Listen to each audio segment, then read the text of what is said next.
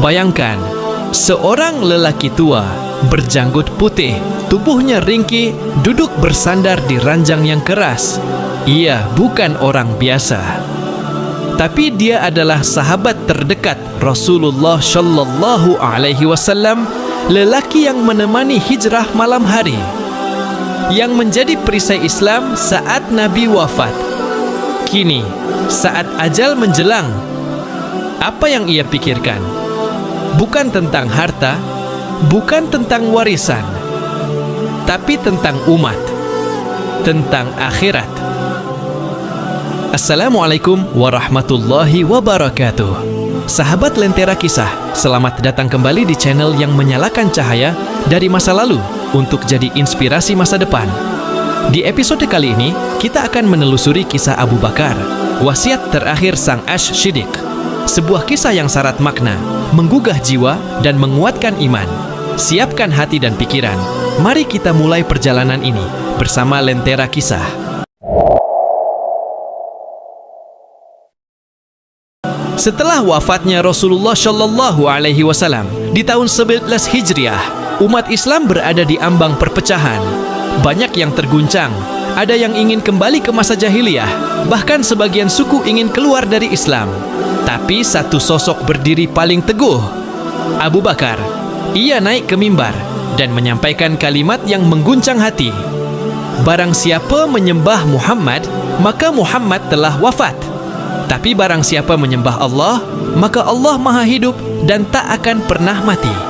Dalam waktu 2 tahun lebih sedikit, Abu Bakar menghadapi perang Riddah melawan orang murtad, pengumpulan Al-Quran, ekspedisi Usamah ke Syam, awal mula perluasan kekhalifahan ke Persia dan Romawi. Semua itu ia jalankan dengan tubuh yang mulai menua. Tapi semangatnya tetap seperti di Gua Tsur saat hijrah bersama Rasul. Tahun 13 Hijriah, Abu Bakar mulai merasa tubuhnya melemah. Sebagian riwayat menyebut, ia jatuh sakit setelah mandi di musim dingin. Badannya demam tinggi. Beberapa hari ia tetap memimpin salat dan urusan umat. Tapi suatu malam, Abu Bakar memanggil keluarganya. Aku merasa, waktuku telah dekat. Aku ingin mempersiapkan bekalku pulang kepada Allah. Ia tidak takut, ia hanya ingin pulang dalam keadaan bersih, dalam keadaan siap.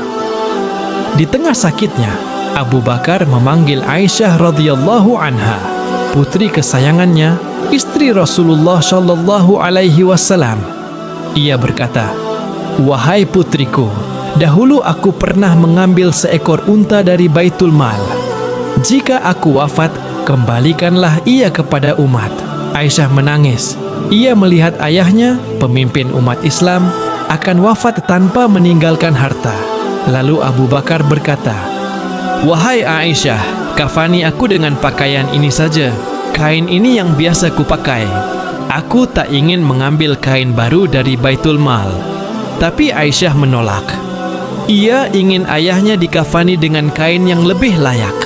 Abu Bakar menjawab pelan, "Yang baru lebih berhak digunakan orang hidup. Aku hanya butuh penutup tubuh untuk menghadap Allah." Dalam keadaan lemah, Abu Bakar memanggil para sahabat besar. Ia tahu, saat ia wafat, umat bisa kacau tanpa pemimpin. Maka ia memanggil Utsman bin Affan dan mendiktekan surat. Ini keputusan Abu Bakar bin Abi Quhafah tentang urusan akhiratnya dan dunia umat. Aku memilih Umar bin Khattab sebagai penggantiku. Para sahabat sempat khawatir. Umar dikenal keras. Tapi Abu Bakar berkata, "Kalian melihat kerasnya Umar, tapi aku lebih tahu tentang kelembutan hatinya."